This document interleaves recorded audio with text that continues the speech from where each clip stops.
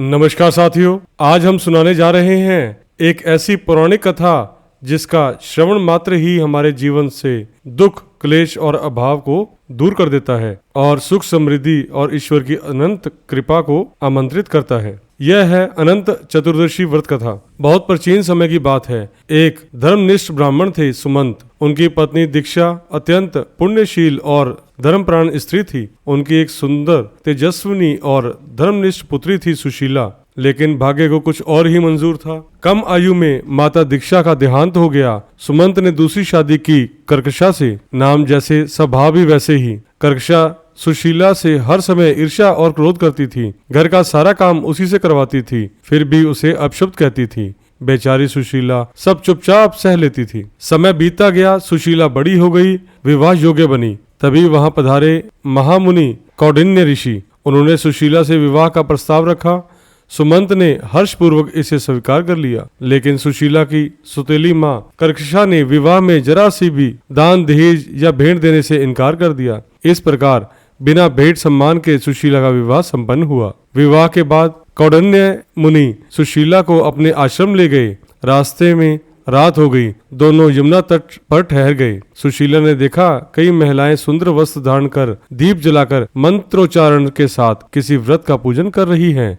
उसने उनसे पूछा, बहनों, आप कौन सा व्रत कर रही हैं? महिलाएं बोली, हम अनंत चतुर्दशी व्रत कर रही हैं। जो इस व्रत को करता है उसके जीवन से हर दुख दूर हो जाता है और उसके घर में सुख समृद्धि बनी रहती है। यह सुनते ही सुशीला ने उसी क्षण अनंत व्रत धारण किया।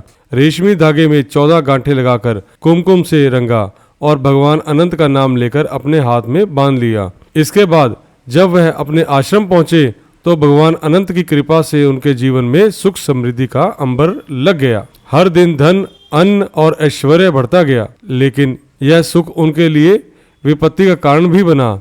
एक दिन पत्नी सुशीला बोली, नाथ, यह सब भगवान अनंत की कृपा से हो रहा है। इतना सुनना था। ऋषि कौंडिन्य को क्रोध आ गया। उन्होंने कहा, नहीं, यह सब मेरे परिश्रम का फल है, किसी भगवान का नहीं। और क्रोध में आकर उन्होंने सुशीला के हाथ से अनंत सूत्र को तोड़कर फेंक दिया। यह देखकर सुशीला का हृदय टूट गया। कौंडिन्य ने तो यहाँ तक किया कि उस सूत्र को अग्नि में डाल दिया। इस प्रकार भगवान अनंत का अपमान हुआ। इसके बाद धीरे धीरे उनका सारा धन नष्ट हो गया। जीवन में दुख और कष्ट ही कष्ट रह गए। अब कौंडिन्य को पश्चाताप हुआ। वह रो पड़े, हे प्रभु, मुझसे बहुत बड़ा अपराध हो गया है। तब सुशीला ने उन्हें धैर्य दिया और कहा, नाथ, अब हमें भगवान अनंत की खोज करनी चाहिए। वन में भटकना। पश्चाताप करते हुए ऋषि कौंडिन्य भगवान अनंत की खोज में वन में चले गए। इस प्रकार वन में भटकते हुए जो भी मिला उसे भगवान अनंत के बारे में पूछने लगे। इस प्रकार जाते हुए मार्ग में एक आम का पेड़ आया। आश्चर्य की बात थी कि आम का पेड़ बहुत ही विशाल था, पर उसके ऊपर कोई भी पक्षी आराम के लिए नहीं बैठा। आम के पेड़ को इस प्रकार देखकर कौंडिन्य ऋषि ने कहा, हे आम के वृक्ष, क्या तुमने कहीं अनंत भगवान को देखा है? तब आम ने कहा, भाई, अगर मैंने भगवान के दर्शन किए होते तो यह ना पूछता कि मैंने कौन सा पाप किया है कि एक भी पक्षी मुझ पर विश्राम नहीं कर रहा। इसका उत्तर सुनकर कौंडिन्य मुनि और सुशीला निराश होकर वन में आगे बढ़ गए। तब रास्ते में एक गाय मिली। कौंडिन्य मुनि ने गाय से पूछा, हे गाय, क्या तूने अनंत ईश्वर को देखा है? तब गाय ने कहा, भाई, अगर मैंने भगवान को देखा होता तो मैं अपने दुख का समाधान ना पूछती। मेरे थन दूध से फट रहे हैं, लेकिन कोई दूध नहीं पीता।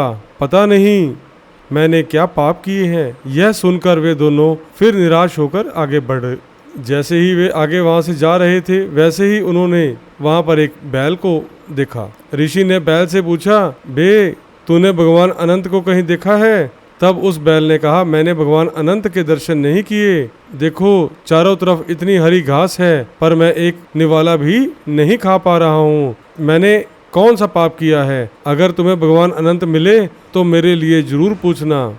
इस प्रकार वन में सभी को पूछते पूछते वे थक गए, लेकिन उन्होंने कहीं भी भगवान अनंत नहीं मिले। भूख, प्यास और थकान तथा जागरण के कारण वे थक चुके थे। अब कौंडिन्य मुनि के पास कोई अच्छा उम्मीद नहीं थी। अंततः वह निराश हो गए। उन्होंने आत्महत्या करने का निश्चय किया। सुशीला भी थक चुकी थी, इसलिए वह एक वृक्ष के नीचे विश्राम करने के लिए बैठ गए। वहां उसे गहरी नींद आ गई और इसी अवसर का लाभ उठाकर कौंडिन्य ऋषि ने एक वृक्ष की शाखा पर उसके गले में फंदा डाल दिया और जैसे ही वह मृत्यु को गला लगाने के लिए तैयार हुए, वहां भगवान अनंत शंख चक्र गदा और कमल के साथ प्रकट हुए। ऋषि कौंडिन्य उनके चरणों में गिर पड़े। आंखों से अश्रु की धारा बहने लगी। भगवान बोले, हे ऋषिवर, निराश मत हो। 14 वर्ष तक अनंत व्रत करो, तुम्हारे सभी कष्ट दूर होंगे, तुम्हें सुख संपत्ति और मोक्ष की प्राप्ति होगी। कौंडिन्य ने भगवान का आदेश मानकर 14 वर्ष तक अनंत व्रत किया। उनको खोया हुआ धन लौट गया। जीवन में फिर से सुख समृद्धि भर गई। अब दोनों पति पत्नी हर वर्ष श्रद्धा पूर्वक अनंत चतुर्दशी का व्रत करते रहे। तो भाइयों और बहनों, यह थी अनंत चतुर्दशी व्रत कथा। जो भी इसे श्रद्धा से सुनता है, उस पर भगवान की अनंत देव की कृपा असीम बनी रहती है। उसके जीवन में सुख समृद्धि और शांति का वास होता है। हरे कृष्णा।